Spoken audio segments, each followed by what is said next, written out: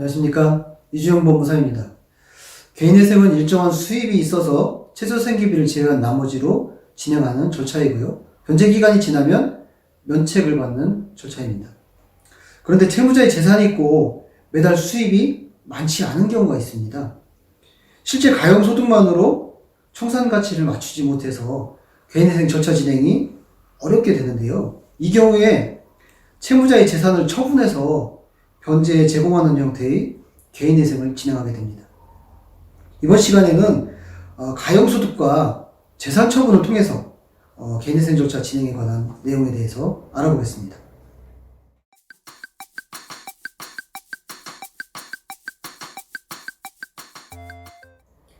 진행했던 사례를 살펴보면 개인회생을 하기 위해서 찾아오신 분인데요. 40대 남성분이었습니다. 실제 아파트가 하나 있었고 아파트를 살 때는 아파트 가격이 높았지만 현재 부동산 가격이 하락하면서 근저당 채권 최고액과 거의 비슷한 상황이 된 상황인데요. 채무자는 부동산을 매매하기 위해서 매물로 내놓았지만 팔리지 않게 되면서 개인회생을 의뢰하였습니다. 재산이 있는 경우와 재산이 없는 경우에 개인회생 진행이 달라지게 되는데요. 어떻게 달라질까요? 두 가지로 나눠 생각해 볼 수 있습니다.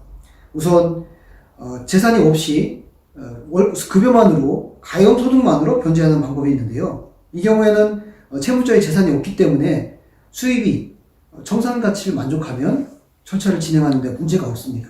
그런데 가용소득과 재산 처분으로 변제하는 방법이 있는데요. 실제로 채무자가 재산이 있지만 수입이 많지 않은 경우가 있습니다. 그러면 재산을 처분해서 변제를 제공하는 가용소득과 재산 처분으로 하는 변제 방법이 있습니다. 재산 처분을 하면서 이렇게 개인회생을 하는 이유는 뭘까요? 네. 그렇게 하는 이유는 가용소득만으로 청산가치를 보장할 수 없다는 것이죠.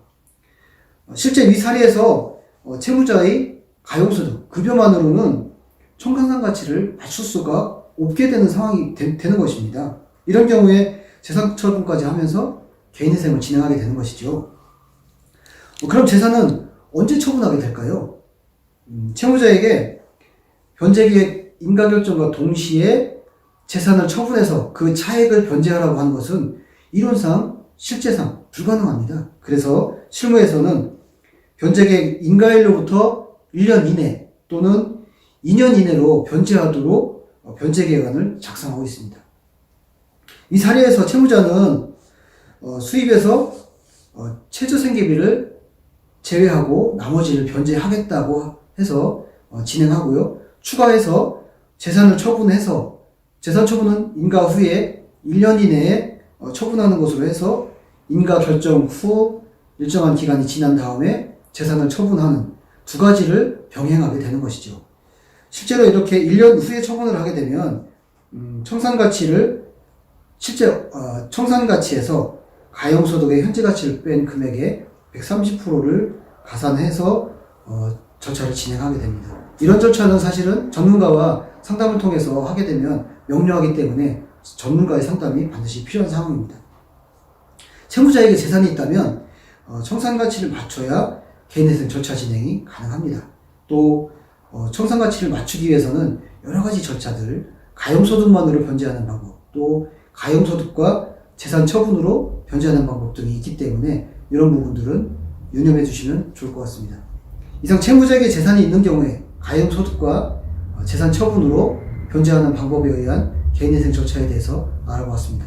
감사합니다.